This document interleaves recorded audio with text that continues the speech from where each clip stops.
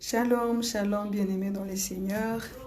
Je bénis le grand Dieu pour ce matin. Je bénis le Seigneur pour ces jours merveilleux que le Seigneur nous a donnés. Je rends grâce à Dieu parce que tu es en vie. Moi aussi, je suis en vie. Père, nous te rendons grâce pour ce lundi. Nous te bénissons pour le souffle de vie et nous te recommandons ces instants de partage de ta parole entre tes mains. Seigneur, je prie pour le cœur qui va écouter cette parole. Merci Seigneur de nous fortifier, de nous rendre capables au nom de Jésus-Christ. Amen. Amen, amen. Bien-aimés, ce matin, le Seigneur m'a mis à cœur que nous puissions partager la parole de Dieu dans Romains 4, le verset 18 à 21. Nous allons lire au nom de Jésus. « Espérant contre toute espérance, il crut, en sorte qu'il devint père d'un grand nombre de nations. Selon ce qui lui avait été dit, telle sera ta postérité. » 19. Et sans faiblir dans la foi, il ne considéra point que son corps était déjà usé, puisqu'il avait près de 100 ans et que Sarah n'était plus en état d'avoir des enfants. 20. Il ne douta point par incrédulité au sujet de la promesse de Dieu, mais il fut fortifié par la foi, donnant gloire à Dieu. 21. Et ayant la pleine conviction que ce qu'il promet, il peut aussi l'accomplir. Alléluia. Bien-aimés, ici, l'apôtre Paul est en train de parler d'Abraham. Alors, espérant contre toute espérance, Abraham crut. Il fut fortifié dans la foi. Il donna gloire à Dieu, étant pleinement convaincu que ce que Dieu a promis, il finit par les réaliser. Alléluia. Et j'aimerais nous dire, bien-aimés, la Bible dit, à ces moments-là, lorsque Dieu donna la promesse à Abraham, lorsque Dieu appela Abraham, il avait environ 75 ans. Dans 75 ans, quand Dieu l'appelle pour quitter son pays et sa patrie, sa famille. Et il lui promet une nombreuse descendance. Dieu a promis à Abraham une nombreuse descendance parce que nous savons tous que Abraham n'avait pas d'enfant. Et Abraham croit en Dieu sur sa parole. Il croit en Dieu sur sa parole. Mais les années passent, bien-aimés, et le couple reste toujours sans enfant. Je suis sûre, lorsque Abraham a parlé à Dieu, lorsque Dieu a parlé à Abraham, Abraham aussi est parti dire à son épouse Sarah pour dire, voilà ce que le Seigneur m'a dit. Le Seigneur m'a dit qu'il a fait de moi père d'une multitude de nations. Et Sarah aussi, c'est sûr, elle s'est accrochée à la foi. Elle s'est accrochée à la foi de son époux. Alléluia. Mais les années passent et le couple reste sans enfant. Sarah, désespérée de donner encore naissance, qu'est-ce que Sarah avait fait? Sarah a présenté à Abraham sa servante, comme cela se faisait dans la coutume, dans leur coutume. Lorsque la femme, ou soit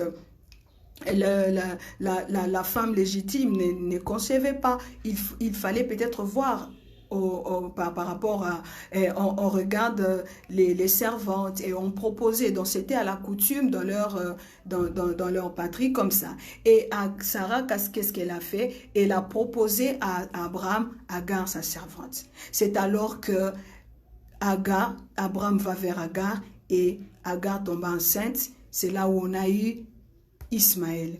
Bien-aimé, n'aide pas Dieu. Sarah voulait aider Dieu. Elle était désespérée. Dans les désespoirs, parfois nous prenons des décisions qui nous coûteront plus tard. Lorsque tu es déçu, parfois tu veux te fabriquer les dieux étrangers. Tu veux fabriquer ta bénédiction lorsque tu es désespéré. Et Sarah, lorsqu'elle était désespérée, elle s'est fabriquée elle-même son Ismaël. Ismaël naît, Abraham a 86 ans. 13 années s'écoulent, encore Sarah a 90 ans, Abraham 100 ans. Tout espoir semble perdu, bien-aimé. Pourtant, Dieu accomplit sa promesse et après ces années, Dieu accomplit sa promesse et Sarah donne enfin naissance à Isaac. 25 ans, années passées environ. Se sont écoulés depuis qu'Abraham récite la promesse de Dieu. Bien-aimé, 25 ans. Combien d'années que Dieu que la promesse que Dieu t'a donnée sont passées. Bien-aimé, ne désespère pas. Garde cette promesse, c'est que Dieu a dit, il finira par l'accomplir. Amen. Je vais nous parler, sa foi, Abraham a gardé la foi en Dieu. Comme cette foi d'Abraham et de Sarah ont été longtemps mises à l'épreuve. Mais un jour, il a triomphé à la gloire de Dieu qui ne peut mentir. Bien-aimé, garde ta foi en Dieu. Ne désespère pas. Abraham et Sarah, oui, pendant qu'ils attendaient, leur foi était mise à l'épreuve. C'est pourquoi Sarah s'est cherché Ismaël. Et nous connaissons l'histoire. Plus tard, Agar devenait impossible dans la maison. Et Sarah avait elle-même, parce qu'elle s'est fabriqué un dieu étranger dans sa maison, ça lui a créé de problèmes. Ne te fabrique pas. Ce travail est en train de traîner. Ne te fabrique pas. Ne fais pas comme tout le monde. Attends au pied du maître. Tout ce que le Seigneur promet, il le finit par le réaliser. À moins que ça ne soit pas lui qui t'a parlé. À moins que ça ne soit pas lui qui t'a dit que tu seras un grand serviteur de Dieu. À moins que c'est pas lui qui t'a dit tu auras cet enfant. Si c'est Dieu, bien aimé, il y a même des signes qui se présentent déjà que non. Ça annonce que la promesse que Dieu m'a faite il y a 2 années, ça s'annonce, bien aimé. J'aimerais, pour clôturer, parler un peu de Paul. La Bible me dit, l'apôtre Paul, serviteur de Dieu, imitateur de Christ, écrit, il a dit, je fais tout à cause de l'évangile. Pourtant, dans sa prédication, il souffrait d'un handicap qui rendait méprisable sa parole. Bien aimé, l'apôtre Paul, il avait un écharde, ce qu'on appelle les coups ou bien ce qu'on appelle le bossu, il avait ça. Mais Paul, pendant qu'il servait le Seigneur, pour lui, en tant qu'humain, il se disait, je veux bien faire l'œuvre de Dieu, mais cette chose, ça ne va pas, je ne sais pas, ça me dérange, je dois changer. Seigneur, aide-moi. La Bible me dit encore à ce sujet, l'apôtre Paul dit, il supplia le Seigneur 3 fois. Il supplia, je pense que Paul s'est donné dans la prière, dans les jeûnes, il s'est sacrifié, il a demandé la faveur de Dieu pour que les chardes puissent le quitter, pour que l'handicap puisse le quitter, parce qu'il a dit, la Bible dit qu'il était méprisé. La parole qu'il annonçait à cause de cet handicap, la parole était méprisée. Non, ça c'était la pensée de Paul, ça c'était sa pensée, mais Dieu lui, il n'était pas là.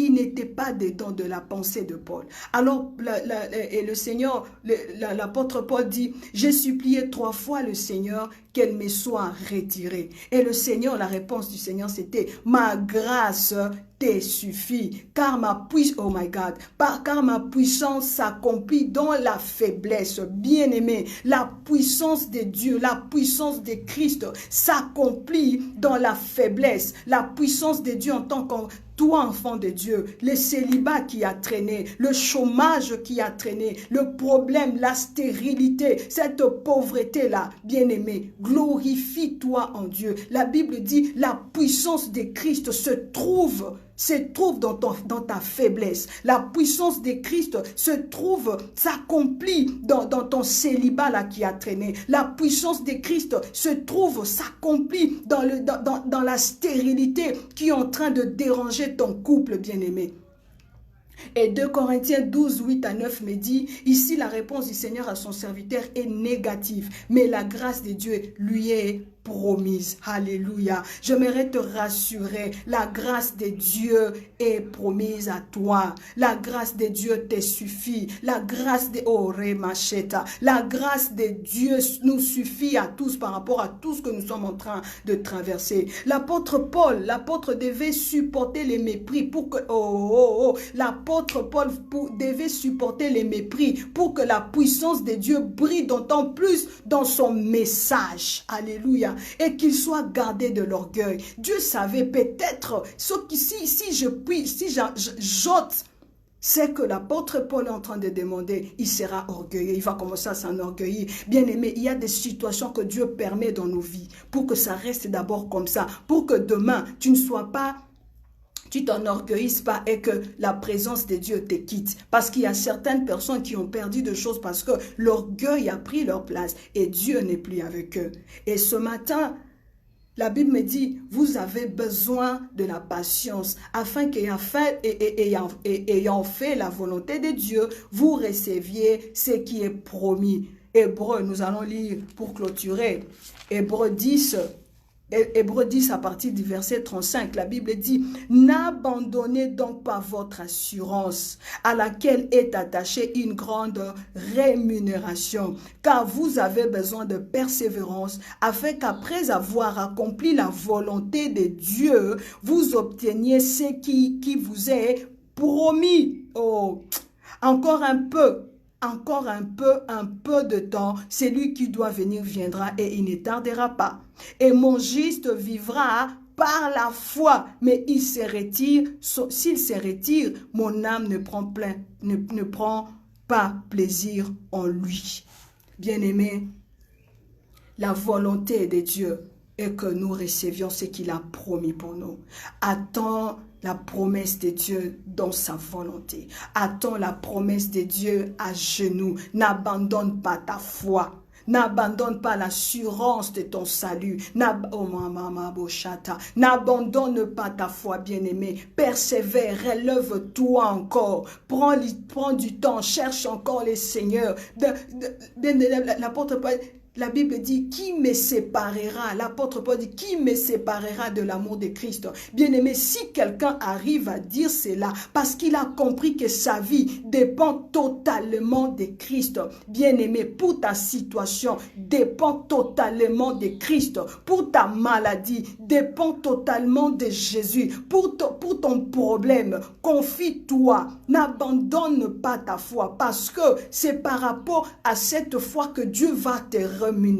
La Bible me dit, Dieu est le consommateur de notre foi. Oh, ce matin, cette semaine, je prie que Dieu consomme la foi d'une femme. Je prie que Dieu consomme la foi d'un homme. Je prie que Dieu consomme la foi d'une nation. Je prie que Dieu consomme la foi d'une église. Je prie que Dieu consomme la foi d'un ministère. Que le Seigneur vous relève. Que le Seigneur vous élève au temps convenable qui est par sa volonté. Que le Seigneur vous bénisse. Ce matin, je voulais juste vous partager, bien-aimés, la foi crée.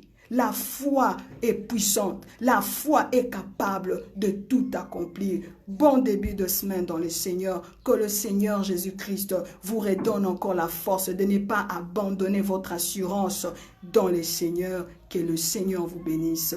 Au nom de son Fils, nous le déclarons que Dieu est puissant. Seigneur, je prie pour mon frère, je prie pour ma soeur, Seigneur, qui va suivre cette vidéo. Père éternel, je suis en train de déclarer la vie. Je suis en train, Seigneur Dieu, de demander que cette personne qui voulait abandonner sa foi, qui voulait abandonner son assurance, Seigneur, je prie au Dieu de gloire, que personne ne se crée un Dieu étranger, que personne ne se fabrique son Ismaël, Seigneur. Nous voulons garder notre assurance en toi jusqu'à ton retour, Seigneur. Merci de nous assister dans nos combats. Merci de nous rendre victorieux, Seigneur. Merci de consommer notre foi cette semaine. Que l'honneur, la gloire te revienne et que ta paix demeure dans nos vies. Au nom de Jésus-Christ, je viens te prier ainsi.